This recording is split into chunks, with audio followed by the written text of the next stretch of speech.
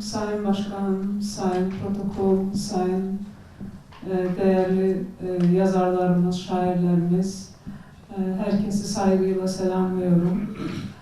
Yazarlığın verdiği bir özgürlükle küçük bir tecrübemi bölüşmek istiyorum. Birkaç ay önce Azerbaycan Milli Bilimler Akademisi'nde böyle bir konferans vardı. Konferans programının en sonunda ismimi görünce bu işin kolay olmayacağını anladım. Ve benden önce konuşan hocalarımı da bugün dinleyince burada Üstadım Anar'ı kısa ve böyle bir özel şekilde anlatmanın kolay olmayacağını biliyorum. O konferansta ben çıkışıma böyle başladım. Söyledim ki bugün bu zalda oturan herkesin gözlerinde kendime yöneli bir büyük aşk, sevgi görüyorum. Bu büyük aşkın, sevginin dibinde de bir büyük anlam var, bir ifade var. Herkes daha kısa, daha az konuşmamı bekliyor. Bence bugün de öyle. Artık tüm bu günlerde birbirimizi yeterince tanıdık. Ve Üstadım Anar'la bağlı ben 5 kitap yazdım. Onlardan ikisi Türkiye Türkçesinde yayınlandı. Biri daha demin başkanımın söylediği kitaptı. Diğer kitap Türk Edebiyatı Vakfı yayınlarından, TEDEV yayınlarından İmdat Avşar hocamızın çevirisinde yayınlandı. O yüzden Türk okurları da benim takdimatımda Anar'ı bu kitaplardan anlayabilir, görebilir ve ben çok kısa konuşmaya çalışacağım. Birkaç gün önce Eskişehir Anadolu Üniversitesi'nde üstadımla ilgili bir konferansta ben Anar'ın Türkiye sevgisini, Türkiye sevdasını yasak aşk diye adlandırdım. Bence bu yasak aşk bir tesadüfi deyim değildir. Çünkü Anar'ın doğduğu 1938. yıl Azerbaycan için çok zor bir dönemdi. Bu represi illerine, sürgün illerine tesadüfidir. 37. yıldan artık 20. yıllardan da 30. yıllardan da Azerbaycan'da Türk sözünü işledenlerin, Türk sözünü Türkem diyenlerin sonucu iyi olmurdu ve bizim birçok Ahmet Cavadlarımız, Hüseyin Cavitlerimiz, müşfiklerimiz, Çəmən Zəminlilərimiz bu yolda şəhid olmuşlar söylemek olur. O yüzden Anar'ın da annesinin, babasının, ailesinin Cumhuriyet dönemine aitliği, özellikle Böyük Rəfi Bəylər nəslinin Cumhuriyet dönemine aitliği onun tarihinde bir değişilmez bir iz bırakmıştı. O bakımdan ki 38. yılda dünyaya gelen Anar artık Türkem sözünün, Türk sözünün yasak olduğu ve dəhşətli sonuçlara getirip çıkarabileceği bir zamanda doğdu. Ve ben üstadımın tüm yaratıcılığını da, hayatını da, biyografisini de inceleyerken ben bu fakta çok şaşırıyorum. Siz düşünün ki o zaman Anar'ın annesi de babası da büyük Azerbaycan şairleridir. Düşünün ki o zaman küçük Anar, çocuk Anar gelip babasının gizli gizli Türk radyosunu bulup, Türk radyo dalgasını bulup, Türk müziğine, Türk şiirine dinlediğini görür ve her zaman radyoyu kapatınca o dalgayı geçiriyorlar. O FM Türk radyosunu bozuyorlar. Çünkü eve bir kez tesadüfen gelse ve radyo tesadüfen açılsa, oradan Türk müziği gelse bu bir ailenin sonu demektir.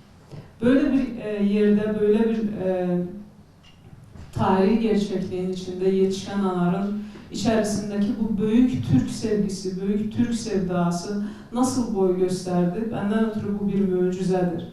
Belki de aslında bu mucize değil, bu aileden, genlerden, kandan, genetik kodlardan gelen bir gerçekliğiydi ve bu gerçeklik Anar'ı tüm hayatı boyu ister Türk sözünün, Türkçülüğün yasak olduğu Sovyetler döneminde, isterse de artık Türkiye ile kardeşliğimizin, Türkiye ile büyük birliğimizin dünyaya car çekildiği dönemde, her iki dönemde bu onun bir hayat amalına, bir yaratıcılık yoluna, bir büyük ideyasına çevrildi. Biliyorsunuz 1950'ci yıllarda Azərbaycanın rəhbəri, birinci katibi Bağırovdu ve Bağırov en çok bu Türkçülüğe karşı olan rəhbərlərindən idi Azərbaycanın ve o 50'ci yıllarda söylemişti ki biz o zaman Kitab Dədə Qorqud dastanıyla bağlı çok böyle bir problemler vardı, polemikalar vardı ve ortak Türk abidesi olarak söylüyorlardı bunu ve Bağırov o zaman söylemişti ki biz bir altın tepside Kitab Dədə Qorqud dastanını kim isterse ona hediye etmeye hazırız. Yani imtina etmişti ülke seviyesinde Kitab Dədə Qorqud dastanından. Ama artık mülayimləşmə devri, Stalin'in ölümünden sonra mülayimləşmə devri gelince hələ gənc anar Kitab Dədə Qorqud dastanını yeniden aktuallaştırdı. Onun hakkında onun esasında bir film senaryosu yazdı ve hələlik ki tüm dünyada bu Dədə Qorqud dastanının esasında çekilmiş yegane bir dizidir, 2 seriyalı bir bədii filmdir. Ve bu yolda birçok faaliyetlerini ustadının söyleyebiliriz. Bunların içerisinde 1500 ilin Oğuz Şeiri Antolojisi ki bu Oğuz Şeiri Antolojisinin vasıtasıyla ustad Türk şiirinin tüm Türk lehçelerinde olan şiirlerin en deyək ki farklılarını, en çok bizi ifade, Türk sözünü ifade edenlerini seçmiş ve bir antolojide toplamıştır. Ve kendisine yazdığı büyük bir deneme ile niye Türk'ün sözü birdir ve bu Türk şiiri, Türk'ün sözünü, Türk'ün tarihini nasıl aks ettiriyor, bunların hepsini söylemeye muvaffak olmuştur. Daha sonra Türkiye'de yaşayınca Minil'in 100 şairi, bu da Minil ərzində Türk medeniyetine ait olan 100 şairin en güzel şiirlerinin seçildiği, toplandığı bir antolojidir. Başkanım, sizin de önünüzde olan bizim İmdat abimizin çevirdiği Anar Çağdaşlarım kitabıdır ki, hemin kitabda Yunis İmre'den İmdat Afşara gibi tüm qədim Türk edebiyatından bugünümüze, çağımıza kadar olan deməli Türk şairlərinin, yazarlarının, aydınlarının hakkında yazdığı ardıcıl yazılarla aslında Türk insanına milli kimliğini, Azerbaycan insanına milli kimliğini anlatmaya çalışmıştır. Ben bir üniversite öğretmeniyim ve her zaman ben üniversitede konuşunca söylüyorum ki ben Türk'üm sözünün anlamını Anar'ın eserlerini okuyunca anladım. Derinliğini Anar'ın eserlerini okuyunca anladım. Çünkü tek bir yaşamak hakkı traktatı ki hemin traktat da Türkiye Türkçesinde yayımlandı daha önce. Yaşamak hakkı traktatı Orxon Yenisey abdelerinden başlıyor. Ta günümüze kadar Süleyman Demirel'e, Haydar Əliyevə, İlham Əliyevə, Erdoğan bəyə qədər gəlir və bütün Türk tarihini, Türk edəbiyyatını anlatan bir traktatdır və ben kendimi çok mutlu sanıyorum çünkü bu eser benim redaktörümün ön sözüyle çap oldu ve 1000 sayfalık eseri 6 kez okuyan bir insan kimi düşünüyorum ki bu eser mənə mən kiməm, mən hansı ölkəyə, hansı vətənə, hansı sözə, hansı dilə bağlayan bunu anlamış oldum. Ve aynı zamanda ben bunu da söylemek istiyorum. Ben bir fırsattır Türk kardeşlerimizin karşısında ustadımın bir öğrencisi gibi, ustadımın yarattığı, ustadımın sözüyle yaranmış bir insan gibi teşekkürlerimi sunarım.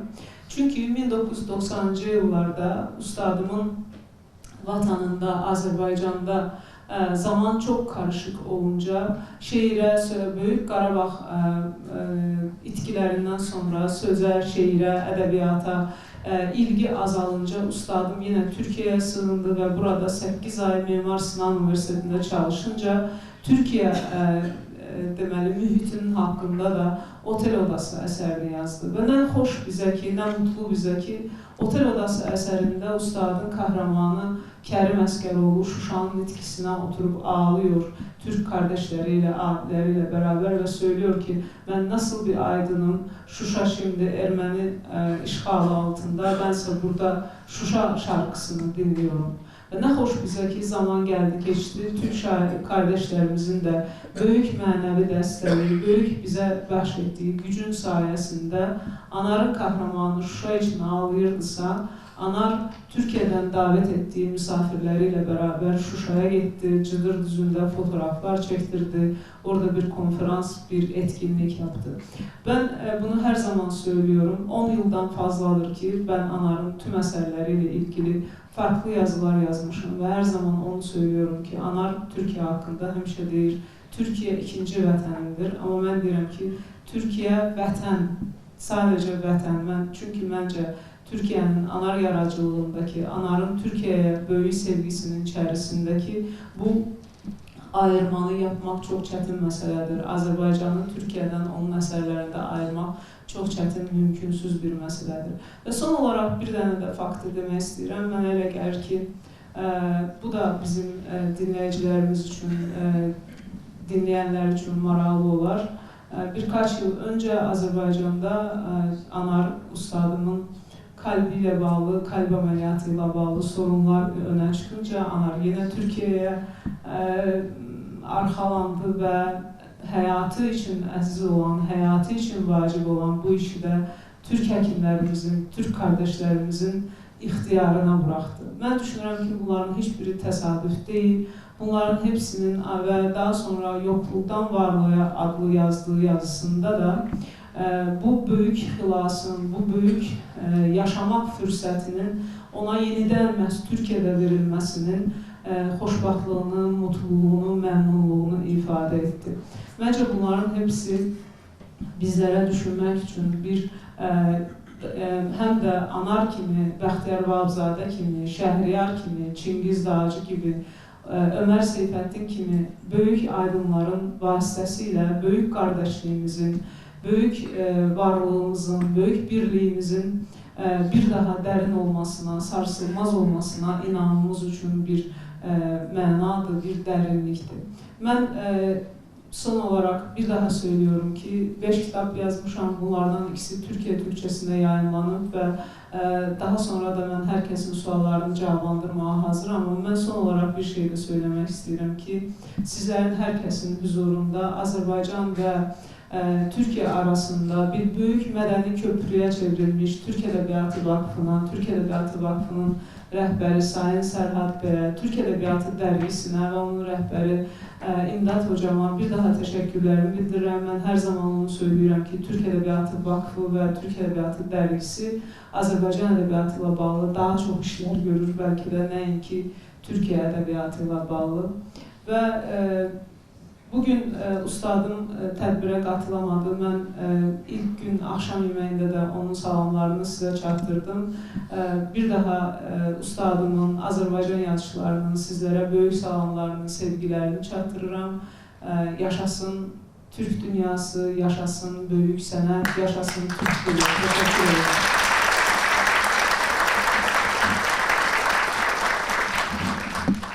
İzninizle başkanım, dünden şiirler okundu. Ben ustadımın küçük bir şiirini Azerbaycan Türkçesinde seslendirmek istedim. Çok küçük, bir dakikamızı sadece alalım. Bu 20. əsrin son bədbin şiiridir. Çünkü bu 20. əsr çok zor bir dönemiydi Azerbaycan için ve 20. əsrin son bədbin şiiri diye ustad bir şiir yazdı. Ben həmin şiiri bir de temiz Azerbaycan Türkçesine söylemek istedim. Çünkü bazen Türk kardeşlerimiz Bakıya gelince bize deyirlər ki, sizinle danışanda bize elə gəlir ki, dədələrimizin dilinde danışırsınız.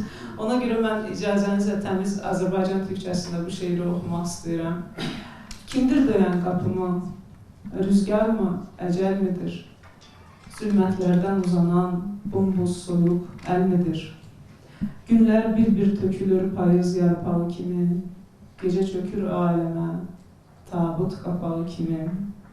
Qarlı qış gecesinin beyaz qaranlığında, ömrün axır çağında, sonuncu durağında, ürək yenə çırpınır bir ümid sorağında.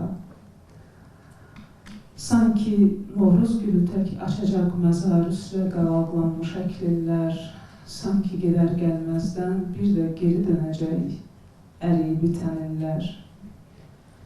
Gecələr, xatirələr, ulduzlar tək sayrışır, talih ötən günlərlə gəh küsür, gəh barışır. Xatirələrdir ancaq gecələr bizə qalan. Sonra Sonra səhər açılır, həyat adlı bir yalan.